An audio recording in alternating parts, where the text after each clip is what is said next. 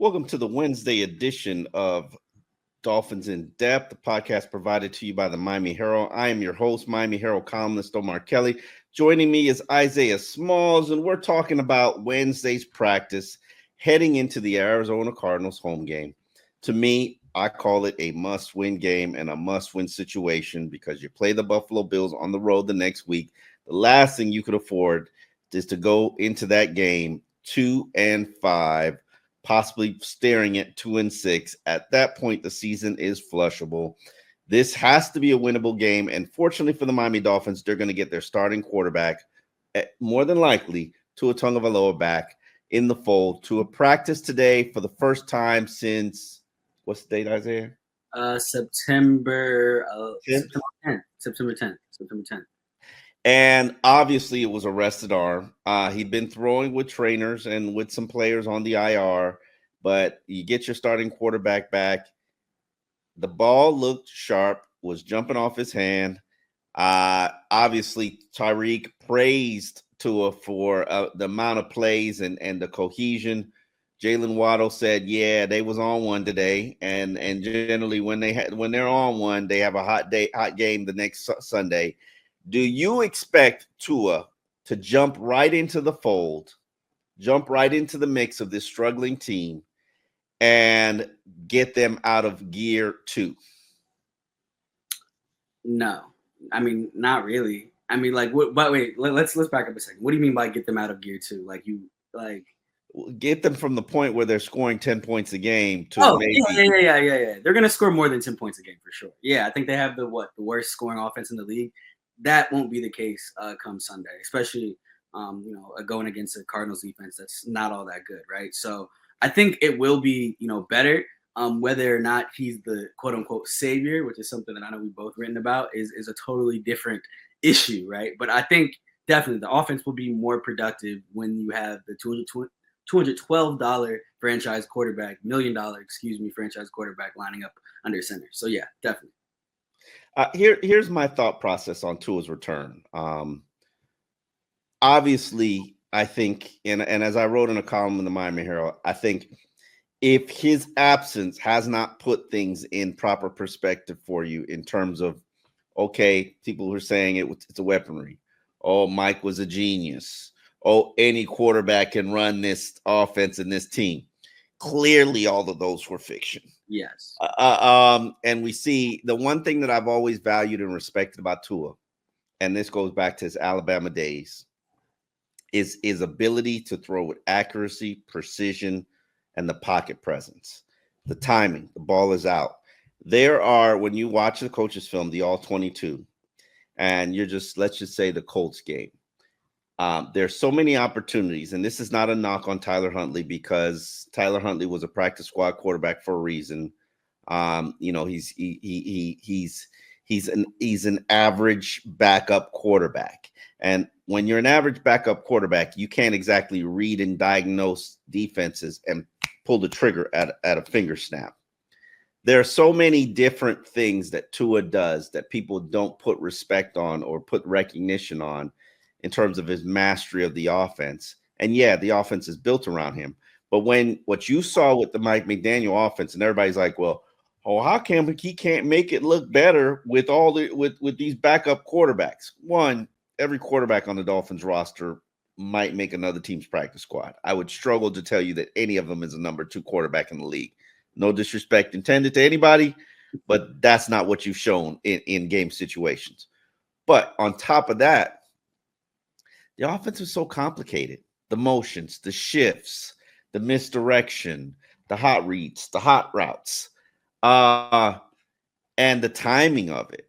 If you don't have a good grasp of it, you're going to struggle. And as we saw, Skylar Thompson struggle, Tyler Huntley struggle, and Tim Boyle's throwing the ball out of bounds on 4th and 2 with the game on the line. No disrespect intended, but it is what it is. You can't say disrespect after that one. After the last one, you can't say it. It wore its course. That's crazy. Keep going though. I mean, hey, at least he drove the team down the length of the field and putting them in scoring territory. That's true. He did do that. Yeah, I mean, I've covered the Dolphins for a very long time. And there are quarterbacks, I will name names, Chad Henne, who has been in that situation and cannot drive the team down the length of the field. There's been instances when Tua has not been able to drive the team down the length of the field and put them in scoring territory with the game on the line.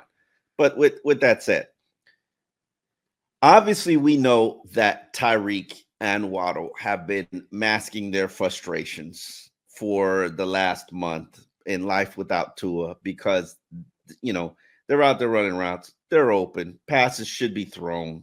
There are instances where literally Waddles, if it's an easy pass, easy read, should be a primary, throw the ball, throw it in the right spot, and you might be looking at 7.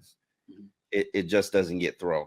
What do you think that their feeling or sentiment is now that Tua has returned? I mean, they have to be ecstatic.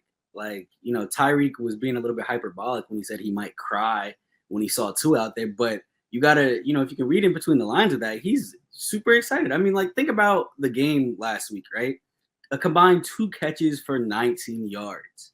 Like, that is all the adjectives that you can, are, synonyms of abysmal, lackluster, terrible. Like, all of that applies there. And it's not their fault either. As you mentioned, they are getting open. It's just from a timing perspective, you have to literally go 1, 2, 3, boom, and if your footwork's not right, if you don't have the arm to be able to get it there, confidence, the confidence, like, that's just not going to happen. Right. And so these are 2 players that are 2 of the best players on this roster. Right. And they haven't been fed, and at least for the last, 4 games, they haven't been, like, to me at least, the full digestible what they can do. That hasn't been realized in well over a month, right? I mean, Tyreek had a good game against the Pats, 7 catches for 60-some yards. Like, that was okay, but that's not Tyreek Hill standards, right?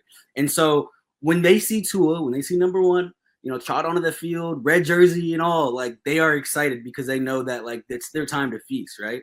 Yeah. So, you got to give credit to them for sure, because they have done a great job of masking their frustration. Because you ask anybody, they haven't said anything bad. They've said all the right things. And it's honestly, they deserve an Oscar for how well they've acted over the last 5 weeks. Because, look,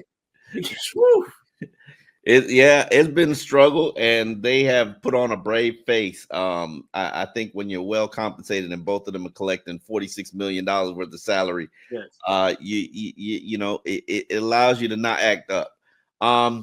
Let me have this conversation with you about the music selection at today's practice, and this is only a conversation that I think me and you can have, because and some other Marcel and Cam can have it as well. Of course.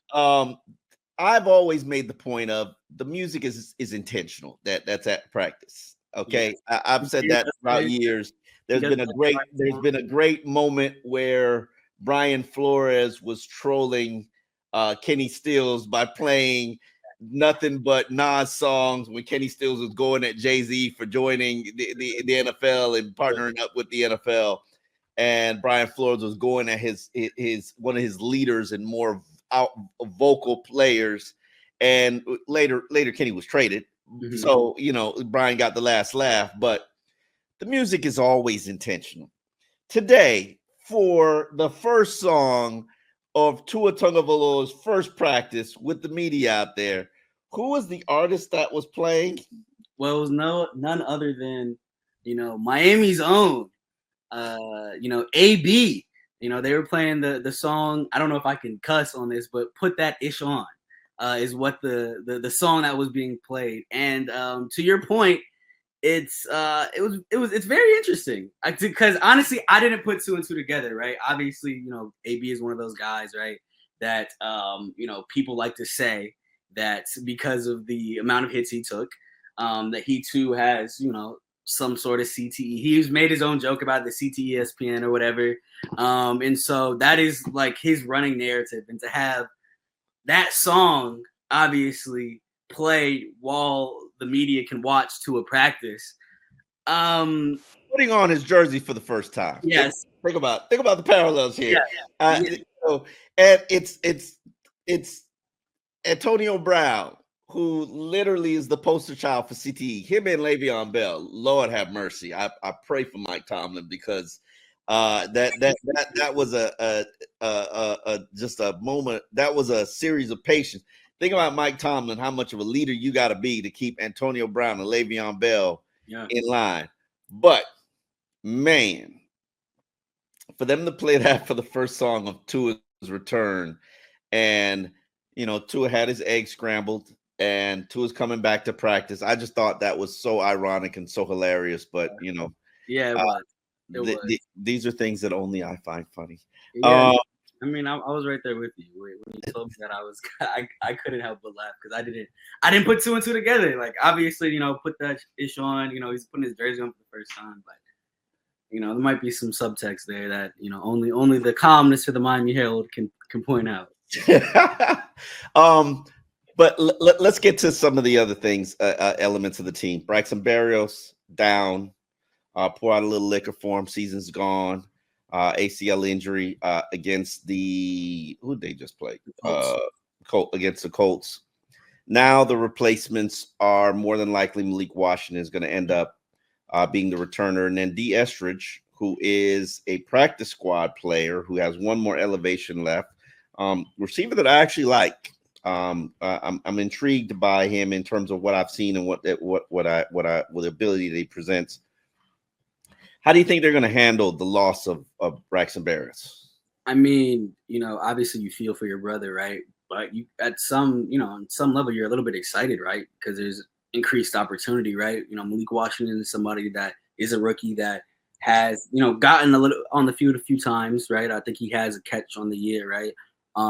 But now you're getting an even greater opportunity to, make an impact on the return game. And, for as much as Braxton Berrios hasn't been, that involved on the offensive side of the ball, he's had some good returns, right, that have, seemingly injected energy into this team, right? So, from that standpoint, obviously he's a veteran, right? You hope that Malik Washington can kind of, and D. Eskridge can kind of capture that, right? That electricity that comes with a good return, right? And putting your team in a good field position. But I think it remains to be seen, right? I mean, it's an unknown, right? We haven't really seen him since preseason, right? I think he definitely was back there during preseason, but since then, and he actually did have some good returns. Actually, now that I think about it, he actually did have a great return against the Bucs. He did. Yeah, right. Okay, so there's obviously some skill there. We'll see it, displayed on Sunday, but it's going to be interesting to see how they replace Berrios both on the offensive end. Obviously, it'll be a little bit easier because he hasn't really done much. I don't think he's caught a ball in the year. But then from the return standpoint, that's going to be, definitely a big question mark. Would you use Tyreek Hill as a return specialist? Only in certain situations, right? I want to see the flow of the game. I want to see where he is. If I think my team needs that spark, of course I'm going to throw Tyreek back there. As I think was the case, I think they did that against the Bills, right? When they were down, they threw him back there. And I think it's a case-by-case basis, right? He has a skill. He has a talent, right? If my team needs that jolt, I feel like they're a little bit lackluster. I'm throwing Tyreek back there and trying to see what he can do. Mm-hmm. This is week 2 of Javon Holland practicing with another hand wrap. It's looking a little bit more well-defined to the point where they've got the fingers out and there's more padding inside the finger compartment. When he's in the locker room, it's gloves off, his hands are free, it's usable. Do you think a week's worth of rest will allow him to return to the practice field, or is this just a situation where the risk is not worth the reward? I think you got to evaluate where Javon is at, right? Like if he's feeling great, if he thinks that he can play, and if he thinks that there's, obviously you got to listen to the medical staff as well, right? Like what is the risk? That's the part that I think is a little bit unknown right now. I don't think we understand fully the risk of him playing, right? Like they would actually be able to give you percentage, like, okay, it's this percent, and I think that's important, right? Listening to him, listening to the trainers and see what they have, right? Because I don't think, obviously you'd rather have Javon out there, but Marcus Maye hasn't been a negative, right? So I think they're okay right now. They're okay right now to have him rest, have him get another week if they think, especially against a team like the Bills, right? A team that has playoff aspirations, has Super Bowl aspirations, obviously behind the arm of Josh Allen, right? I think you'd rather have him for that one than risk, him coming back early and possibly re-injuring it. But then again, like the Cardinals are a team that has an okay receiving core. Trey McBride at the tight end position is good. Marvin Harrison obviously is a highly touted guy, right? So like there are weapons on that offense that are a little bit concerning, right? That you would want to have him out there, but like I said, I don't think you're necessarily losing anything by having Marcus Maye out there, right? I think Marcus Maye has been very good, So I would honestly, if the decision was up to me, I would probably rest him another week. I mean, it's a broken hand. Like last week, it looks very swollen. I think it was Wednesday or Tuesday or Wednesday. Yeah. Last week, it was swollen. So I mean, a week later, I don't know how much the swelling is going to go down. But to me, the idea of playing with a broken hand is just insane. I don't understand how someone can do it, especially at a position that will require you to catch the ball if it's thrown in your direction, right? But he said he's comfortable playing with the club. I think I mean, obviously he's a competitor. He wants to get back out there, but at the same time, I don't know if it's worth the risk, man, especially with it being a contract year. I don't think that's something that can be removed from the situation entirely. Like I'd be very curious to see how Javon feels about this being a contract year in the hand, and how does he balance, wanting to play and wanting to go out there versus, potentially doing more harm.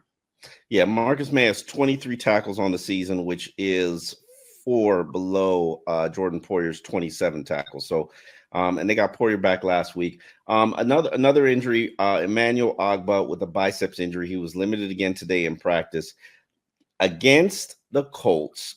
It didn't look that bad, primarily because Calais was out there on the edge. Chop Robinson, Mohamed Kamara played a little bit, got his first action in an NFL game. He had Titus Bowser. Now, that's one game against one opponent. Do you think that they can manage playing without Emmanuel Ogbah while that bicep injury heals one more week against the Arizona Cardinals? I mean, what I really liked about that game plan, and one thing that I think you just must slip your mind, is that like they brought pressure from the edge using the corners, the defensive backs in general, because it wasn't just Jalen Ramsey, right? And I thought that was a very interesting new wrinkle that we hadn't seen before, right? And so, how much can you get away with that again? I think you can get away with it again against a team like against Kyler Murray. I would prefer. No, that's what I'm saying. I would prefer to have him back out there. I'm saying I think you can get away with it, but I think because I mean Anthony Richardson is no slouch running the ball either. But that's true. But Kyler Murray real fast now.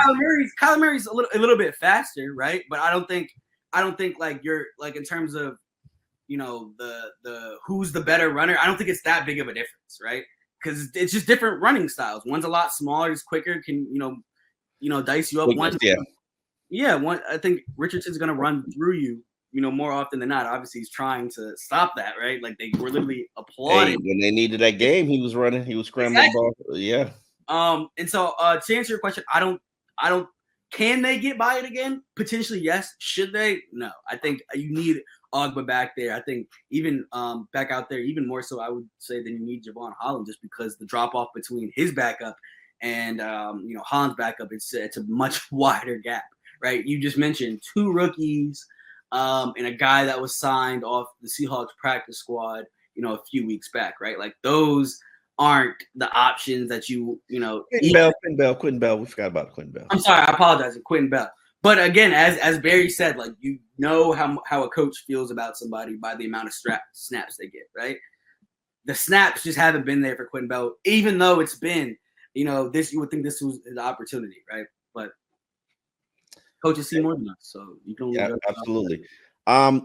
With the run game, the Dolphins have had success for the last 2 weeks running the ball effectively. Right now, they're at a 4.1 yards per carry average. Obviously, that's after having some early struggles. They start to really run the ball effectively downhill. Do you think that they can sustain that kind of run success against the Arizona Cardinals? I think they can, and this is why, right? I think you talk to anybody about how this offenses in general work, right? You running the ball sets up the pass, and passing the ball sets up the run, right? So having Tua back there, I think, will only be beneficial to the run game, right? I think the biggest issue now that they have is trying to figure out like the playing time, right? Because I was kind of surprised with the lack of playing time that Jalen Wright got after his big game against the Patriots, right? But that I guess you're trying to get in McDaniel's head, that was more so situational, right?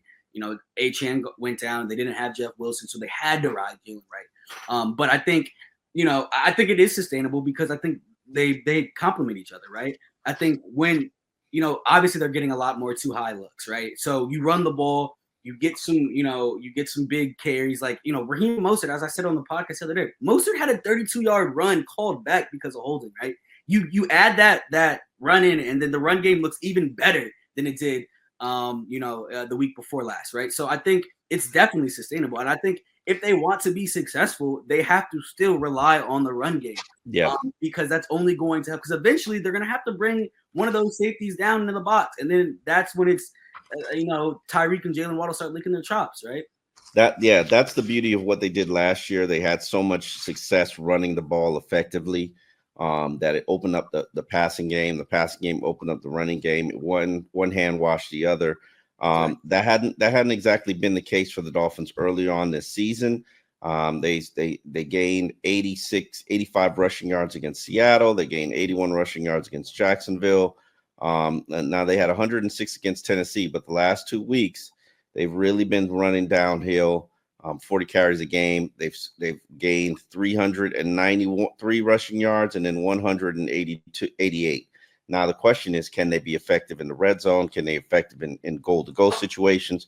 And that hasn't been the case so far this season. But I think when you have Tua back, it forces teams to be more pass focused as opposed to what they've been dealing with probably for the last month, which is teams gearing up to stop the run. Now, fortunately, they played two teams that are struggling against run in New England and the Colts, but I don't know what's going to happen in terms of when you start to face an opponent with a higher caliber defensive line with a higher caliber run defense, but we shall soon see. A couple of surprises on the injury report this week, since this is Wednesday.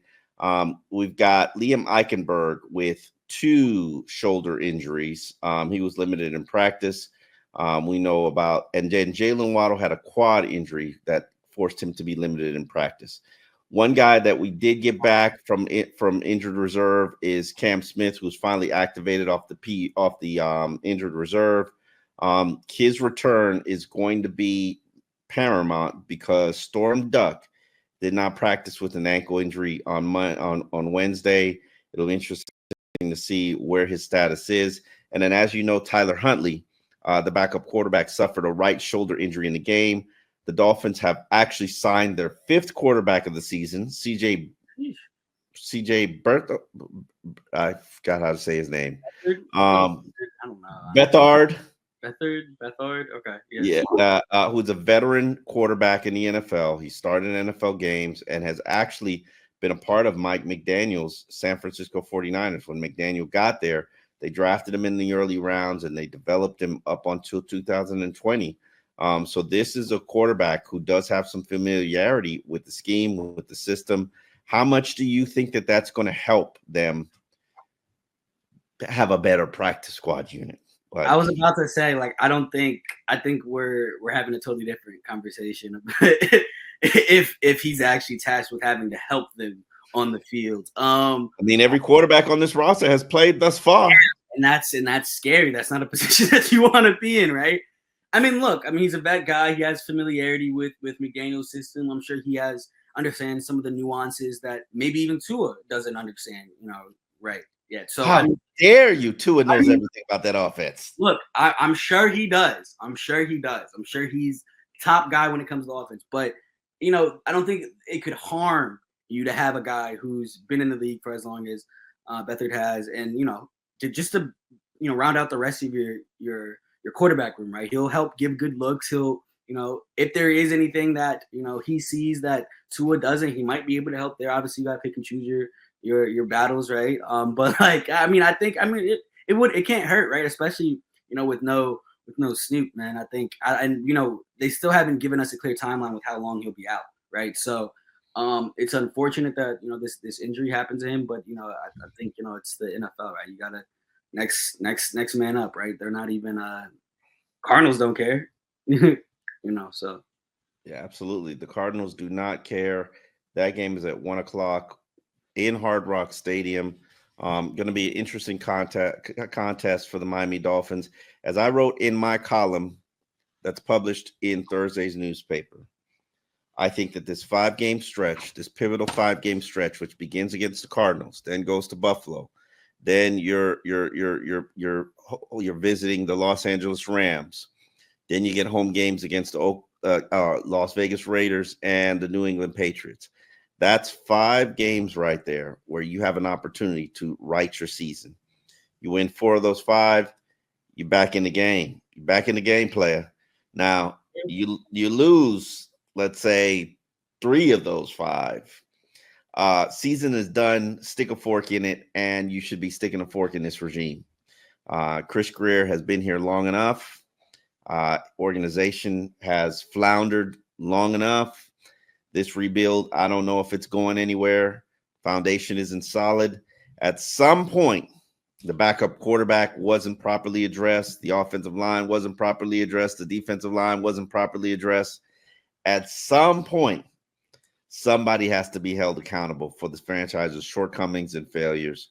And as I wrote in the column, and I hope to encourage you to read it, if this team does not turn it around and start winning 3 or 4 of the next 5 games, we might need to talk about resetting this whole thing again. So you think that they have to win at least 3? I think they have to win 4. I think they have to win 4, but I think there's a good chance that they can possibly save the season even if they win 3. Okay. Because if they win 3, they're back at 5 and what are they at now? 5 and 6. They're at 5 and 6. And that's heading into the Green Bay game. You got the Jets, you got Houston, you got San Fran. Nobody knows how good San Fran's going to be. They got a ton of injuries that they're dealing with right now. That's another team where everybody can say, okay, lofty expectations, injuries decimated them, just like they're beginning to decimate the Dolphins. Then you have the Browns and you have the Jets. I mean, it's not out of the question you can win 5 of the final 6 games. No, so, yeah, the Jets definitely have been a little bit disappointing. Definitely the Niners have been. I don't know. We'll see. We'll certainly see. I think the Niners will round into shape come December. Getting McCaffrey back and all that stuff. Obviously, the loss by Ayuk is huge. But if they're going to be at their right, they lost Brandon Ayuk. They've got 49ers got a ton of issues, but they're also a team that they're going to fight back. They respond. They usually play better in the second half of the season. So let's see how that plays out. On that note, Dolphins in Depth will be back on Friday, giving you a wrap up of the season, the injury report heading into the game, talking about where we find the important matchups and how has Tua looked during the rest of the week. All right, folks, we will see you on Friday. Peace.